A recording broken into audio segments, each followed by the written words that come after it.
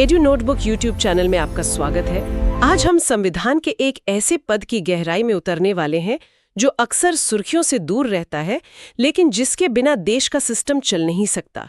भारत के उपराष्ट्रपति। हमारे पास जो स्रोत है वो इस पद की कहानी बताते हैं। आज हम सिर्फ ये नहीं जानेंगे कि उपराष्ट्रपति कौन बनता है या कैसे चुना जाता है, बल्कि हम ये समझने की कोशिश करेंगे कि इस पद की जरूरत क्यों है। ये एक ऐसा पद है जिसकी दोहरी जिम्मेदारी है।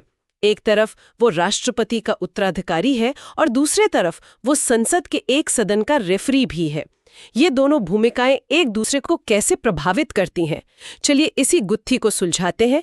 तो सबसे पहले शुरू करते हैं बुनियाद से। ये पद हमारे संविधान में आया कहाँ से और इसका असली महत्व क्या है? बिल्कुल, देखिए, संविधान का अनुच्छेद 63 साफ कहता है भारत का एक उपराष्ट्रपति होगा। ये जो विचार है ये हमने अमेरिका के संविधान से लिया है। अच्छा, यूएसए से? जी, लेकिन हमने इसे हूबहू कॉपी नहीं किया, बल्कि भारतीय जरूरत के हिसाब से ढाला है। वरीयता क्रम में यानी प्रोटोकॉल में ये राष्ट्रपति के बाद देश का दूसरा सबसे बड़ा संवैधानिक पद है। लेकिन इसका सबसे दिलचस्प और रोजमर्रा का काम है राज्यसभा के पदेन सभापति यानी एक्स ऑफिशियो चेयरमैन के तौर पर काम करना। यहीं पर इस पद की असली ताकत और भूमिका नजर आती है। ठीक है, तो देश के इस नंबर 2 पद के लिए कौन योग्य है? क्या इसकी शर्तें राष्ट्रपति पद जैसी हैं या कुछ अलग है? ज्यादातर शर्तें तो वैसी ही हैं, लेकिन एक बहुत ही महत्वपूर्ण अंतर है। पहली शर्त जाहिर है भारत का नागरिक होना चाहिए। दूसरी, उम्र कम से कम 35 साल होनी ही चाहिए। लेकिन तीसरी शर्त, और यहीं पर वो अंतर आता है, उम्मीदवार को राज्यसभा का सदस्य चुने जाने के काबिल होना चाहिए। अच्छा, लोकसभा का नहीं, सिर्फ राज्यसभा का। इसका सीधा संबंध उनकी राज्यसभा सभापति की भूमिका से है ना? बिल्कुल सही पकड़ा आपने, क्योंकि उनका मुख्य काम राज्यसभा चलाना है, तो ये जरूरी है कि उनमें वो सारी योग्यताएं हों जो एक राज्यसभा सदस्य के लिए तय की गई हैं। मतलब उन्हें सदस्य होना जरूरी नहीं, बस काबिल होना चाहिए। जी बिल्कुल। और हाँ, एक और जरूरी शर्त है, लाभ के पद पर ना होना। यानी वो केंद्र या राज्य सरकार के तहत कोई ऐसा पद न संभाल रहे हों जहां से उन्हें सैलरी मिलती हो। ये लाभ का पद वाला मामला हमेशा थोड़ा उलझावा लगता है। क्या इसमें कोई छूट भी है? हाँ, और ये बहुत अहम छूट है। मौजूदा राष्ट्रपति, उपराष्ट्रपति, किसी भी राज्य के राज्यपाल और केंद्र या राज्य सरकार के मंत्री, ये सब लाभ का पद नहीं माने जाते। अच्छा, इसका मतलब है कि अगर कोई कैबिनेट मंत्री उपराष्ट्रपति का चुनाव लड़ना चाहे तो उन्हें अपने पद से इस्तीफा देने की जरूरत नहीं है। इसके अलावा नामांकन के लिए कम से कम 20 सांसदों का प्रस्तावक और 20 का अनुमोदक होना जरूरी है। साथ ही आरबीआई में 15,000 रुपए की जमानत राशि भी जमा होती है। तो एक बार ये तय हो गया कि कौन इस पद के लायक है, तो असली सवाल आता है कि उन्हें चुनेगा कौन? जाहिर है ये आम चुनाव जैसा तो नहीं होता होगा। नहीं, बिल्कुल नहीं। ये एक अप्रत्यक्ष चुनाव है। इसे एक निर्वाचक मंडल यानी इलेक्टोरल कॉलेज चुनता है, जिसका जिक्र अनुच्छेद 66 में है। और यहाँ राष्ट्रपति चुनाव से एक बहुत बड़ा फर्क है। वो क्या? उपराष्ट्रपति के चुनाव में सिर्फ संसद के दोनों सदनों, लोकसभा और राज्यसभा के सभी सदस्य वोट डालते हैं। सभी सदस्यों का मतलब है कि चुने हुए और मनोनीत दोनों? हाँ, इलेक्टेड और नॉमिनेटेड दोनों तरह के सदस्य। इसका मतलब राज्यों की विधानसभाओं का इसमें कोई रोल नहीं है, जबकि राष्ट्रपति चुनाव में तो वो एक अहम हिस्सा होती है। ऐसा क्यों? बहुत अच्छा सवाल है। देखिए, इसके पीछे तर्क ये है कि राष्ट्रपति पूरे देश का यानी केंद्र और सभी राज्यों का संवैधानिक प्रमुख होता है, इसलिए उनके चुनाव में राज्यों की भी भागीदारी होती है।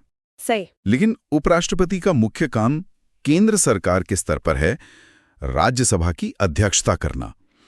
इसलिए उनके चुनाव में सिर्फ केंद्रीय विधायिका यानी संसद के सदस्य ही हिस्सा लेते हैं। और चुनाव की प्रक्रिया, मैंने सुना है ये एकल संक्रमणीय मत प्रणाली थोड़ी जटिल होती है। इसे आसान भाषा में कैसे समझ सकते हैं? यूं समझिए कि हर वोटर यानी हर सांसद सिर्फ एक उम्मीदवार को वोट नहीं देता, बल्कि अपनी पसंद के हिसाब से उम्मीदवारों को रैंक करता है। ये मेरी पहली पसंद है, ये दूसरी, ये तीसरी। अच्छा, प्रेफरेंस देते हैं। जी। अगर गिनती के पहले राउंड में किसी को भी जीत के लिए जरूरी वोट नहीं मिलते, तो सबसे कम वोट पाने वाले उम्मीदवार को बाहर कर दिया जाता है और उसके वोटों को वोटरों की दूसरी पसंद के आधार पर बाकी उम्मीदवारों में बांट दिया जाता है। ये प्रक्रिया तब तक चलती है जब तक किसी एक उम्मीदवार को जीत के लिए जरूरी कोटा ना मिल जाए। इससे ये सुनिश्चित होता है कि जो भी चुना गया है वो ज्यादा से ज्यादा लोगों की पसंद का उम्मीदवार है। समझ गई। ये एक तरह से आम सहमति बनाने का तरीका है। चलिए, चुनाव हो गया, उपराष्ट्रपति चुन लिए गए, अब उनके शपथ, कार्यकाल और पद से हटने की क्या प्रक्रिया है? अनुच्छेद 76 के तहत उपराष्ट्रपति को राष्ट्रपति के सामने शपथ लेनी होती है। उनका कार्यकाल पद संभालने की तारीख से 5 साल का होता है। और क्या वो दोबारा चुने जा सकते हैं? हाँ, वो दोबारा भी इस पद के लिए चुने जा सकते हैं, इस पर कोई रोक नहीं है। अगर उन्हें इस्तीफा देना हो तो वो अपना त्याग पत्र राष्ट्रपति को सौंपते हैं। एक खास बात यह भी है कि उनका कार्यकाल खत्म होने पर भी वो तब तक पद पर बने रहते हैं जब तक नया उपराष्ट्रपति आकर चार्ज ना ले ले, ताकि पद खाली न रहे। बिल्कुल, ताकि ये महत्वपूर्ण पद एक दिन के लिए भी खाली ना रहे। ये तो हुई अपनी मर्जी से पद छोड़ने की बात, लेकिन अगर उन्हें कार्यकाल पूरा होने से पहले हटाने की नौबत आ जाए तो क्या राष्ट्रपति की तरह उन पर भी महाभियोग चलता है? यहाँ एक बहुत बड़ा और बारीक अंतर है। संविधान में उपराष्ट्रपति को हटाने के लिए महाभियोग या इम्पीचमेंट शब्द का इस्तेमाल ही नहीं किया गया है। अच्छा, ये तो नई बात है। जी, ये शब्द सिर्फ राष्ट्रपति के लिए है।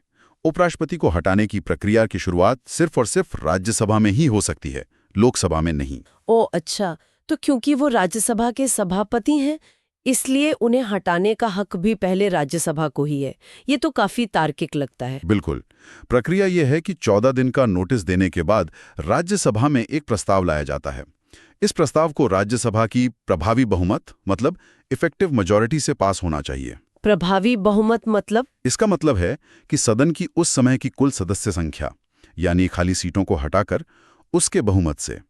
एक बार राज्यसभा से पास होने के बाद ये प्रस्ताव लोकसभा में जाता है, और अगर लोकसभा भी इसे साधारण बहुमत यानी सिंपल मेजॉरिटी से पास कर दे तो उपराष्ट्रपति को पद छोड़ना पड़ता है। तो ये महाभियोग से अलग और कुछ हद तक सरल प्रक्रिया है। हाँ, कह सकते हैं। अब आते हैं उनकी दोहरी भूमिका पर, जो इस पद को इतना अनूठा बनाती है।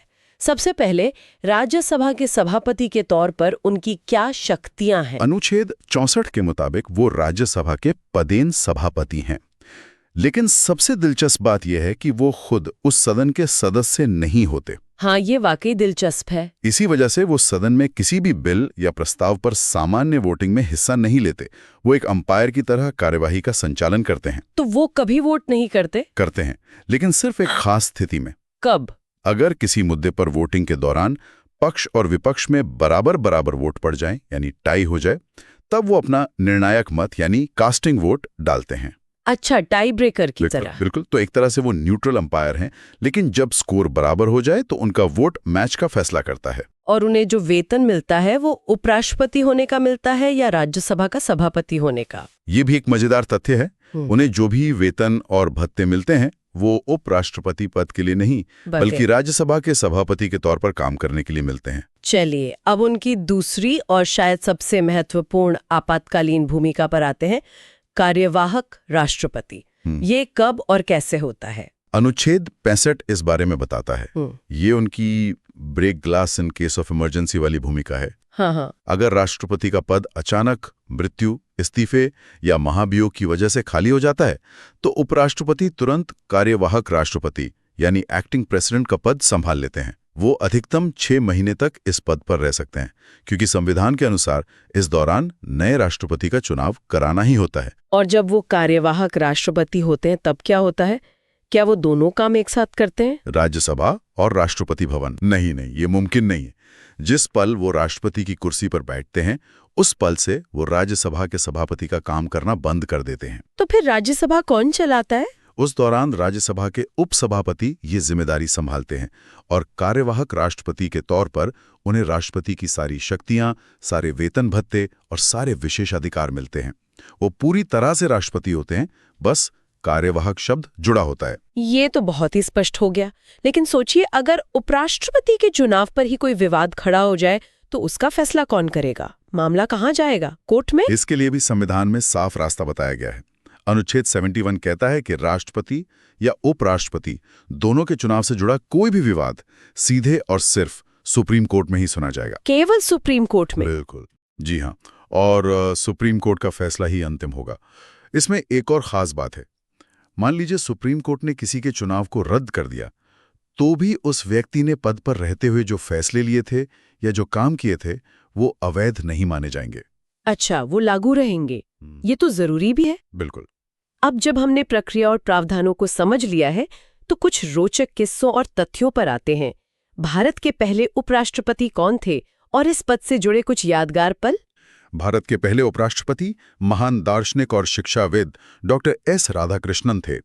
वो लगातार 2 बार इस पद पर रहे। कुछ उपराष्ट्रपति तो निर्विरोध भी चुने गए, जैसे डॉक्टर राधाकृष्णन, मोहम्मद हिदायतुल्ला और डॉक्टर शंकर दयाल शर्मा।